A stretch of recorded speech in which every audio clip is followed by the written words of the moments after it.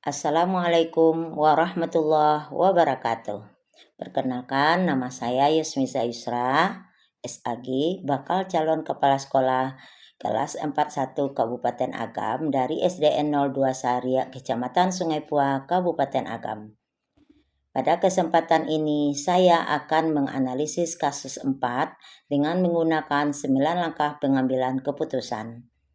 Adapun hasil analisis 9 langkah pengambilan keputusan tersebut akan saya jelaskan setiap langkahnya sebagai berikut. Langkah pertama, apa saja nilai-nilai yang saling bertentangan dalam kasus 4? Jawabannya adalah, nilai yang saling bertentangan dalam kasus ini adalah kebenaran lawan kesetiaan, di mana terjadi konflik antara transparansi atau mengungkapkan kesalahan dan loyalitas atau melindungi rekan atau institusi. Pada kasus ini, Tari dihadapkan pada pilihan menyampaikan kebenaran agar Rara untuk tidak mengembalikan dompet Nina atau menjaga persahabatan dengan Rara dengan tidak membuka kasus tersebut. Langkah kedua, siapa saja yang terlibat dalam situasi pada kasus 4? Jawabannya adalah 1. Rara, yaitu siswa yang menemukan dompet di perpustakaan lalu mengambil dompet tersebut dan menyembunyikannya. Yang kedua, Tari, yaitu sahabat dekat Rara sekaligus saksi.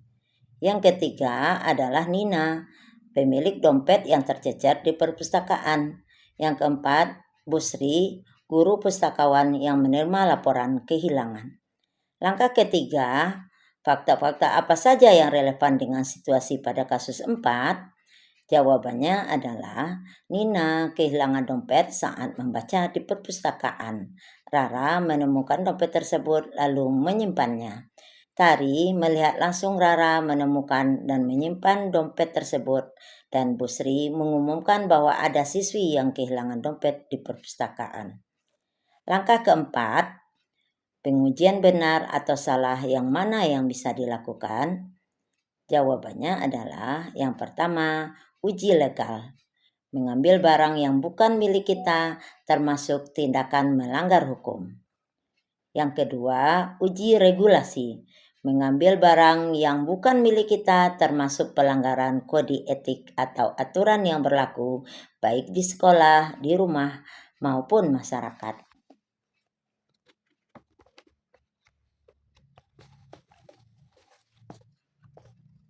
Yang ketiga, uji intuisi. Diukur secara perasaan. Mengambil barang yang bukan milik kita akan bertentangan dengan hati nurani. Yang keempat, uji publikasi. Jika mempublikasikan perbuatan Rara mengambil dompet yang tercecer, maka akan menimbulkan reaksi negatif masyarakat terhadap sekolah, maka reputasi sekolah akan rusak. 5. Uji panutan atau idola. Jika perbuatan Rara dibiarkan oleh Tari, dan itu akan menjadi perbuatan yang tidak bisa ditiru. Langkah kelima, pengujian paradigma benar lawan benar. Yang mana yang bisa dilakukan? Paradigma kebenaran lawan kesetiaan. Kebenaran untuk mengungkapkan agar Rara mengembalikan dompet Nina lawan kesetiaan, yaitu loyalty kepada sahabat. Keduanya sama-sama benar, namun perlu ditentukan mana yang lebih utama dalam situasi ini. Langkah keenam, prinsip resolusi mana yang bisa dilakukan? Jawabannya, prinsip berbasis hasil atau embedded thinking mengutamakan kebaikan lebih besar, yaitu hak Nina kembali.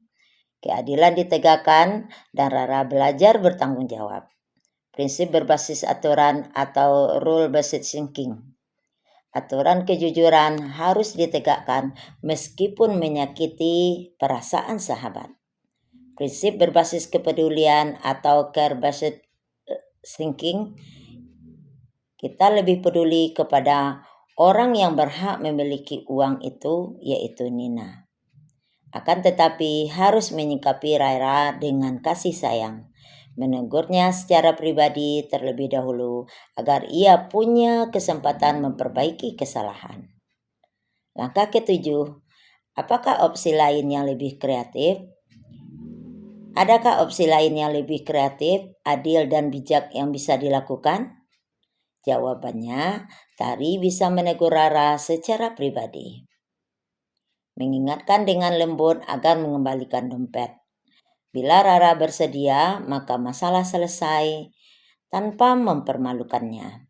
Jika tidak, Tari dapat melapor kepada Bu Sri secara bijak demi kebaikan bersama. Langkah ke-8, keputusan akhir yang saya ambil sesuai dengan analisis kasus 4. Jawabannya, keputusan akhir adalah Tari menasihati Rara secara pribadi agar mengembalikan dompet kepada Nina. Jika Rara menolak, maka Tari wajib melaporkan kepada Bu Sri agar kebenaran keadilan ditegakkan. Langkah ke-9, pelajaran yang saya dapatkan dari pengambilan keputusan ini adalah bagaimana pelajaran tersebut dapat memperbaiki pengambilan keputusan saya di kemudian hari.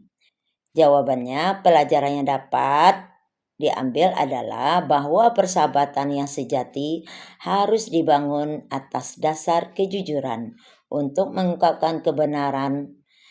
Sahabat yang baik adalah orang yang mau mengingatkannya ketika dia bersalah, bukan menutupi kesalahan. Selain itu, keberanian untuk menegakkan kebenaran harus lebih diutamakan dibanding rasa takut kehilangan teman. Pelajaran ini membuat saya bersikap adil, bijak, dan serta berpihak pada kebenaran dalam mengambil keputusan. Demikian analisis ini saya sampaikan. Semoga bermanfaat dan berdampak. Salam sehat dan sukses selalu untuk kita semua. Assalamualaikum warahmatullahi wabarakatuh.